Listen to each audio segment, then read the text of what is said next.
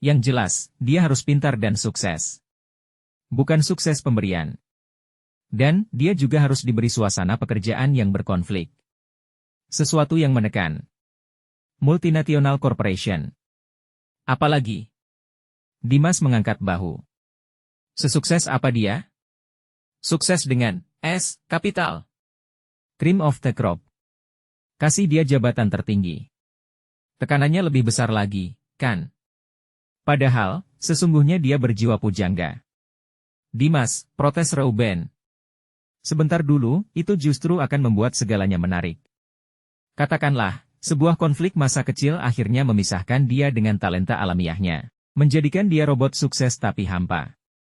Sampai akhirnya, semua berbalik ketika dia menemukan sang putri. Disitulah esensi cinta akan dipertanyakan. Bayangkan sebuah komputer canggih yang super teratur, tiba-tiba kacau akibat disusupi virus alien. Sementara mereka terjebak kondisi yang tidak memungkinkan pula. Tidak juga tersedia Norton antivirus. Siapa yang harus disalahkan? Tidakkah semua pertanyaan mengenai hampir segalanya akan tergodok sampai mendidih? Lalu meledak, papar Dimas menggebu-gebu. Reuben langsung tertarik. Ia tahu persis, sebuah sistem yang overloaded akan mencapai titik bifurkasi di mana cabang baru akan terbuka.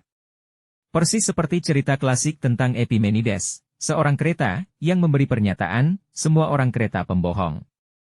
Dan, ketika dimunculkan pertanyaan, apakah Epimenides berkata sebenarnya, komputer super canggih pun akan terjebak dalam paradoks logika tak berakhir. Bingung antara memilih jawaban, ya, atau tidak, karena keduanya jawaban yang valid. Namun, tidak demikian dengan manusia. Karena itu, Reuben tidak pernah setuju dengan paradigma fungsionalisme yang berpaham bahwa pikiran manusia satu bangun dengan komputer. Otak sebagai peranti keras, dan pikiran atau main sebagai peranti lunaknya. Kalau betul demikian, tidak ada satu orang pun sanggup menghadapi Epimenides tanpa jadi gila. Satu-satunya cara untuk menyelesaikan paradoks tadi adalah meloncat keluar dari sistem. Manuver kuantum. Sesuatu yang hanya dapat dilakukan sebuah sistem berkesadaran, tidak cuma mekanis.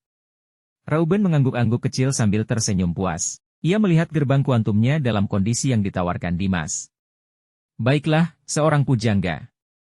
Walaupun, aku tidak punya imajinasi cukup untuk mengaitkannya dengan sosok eksekutif perusahaan multinasional.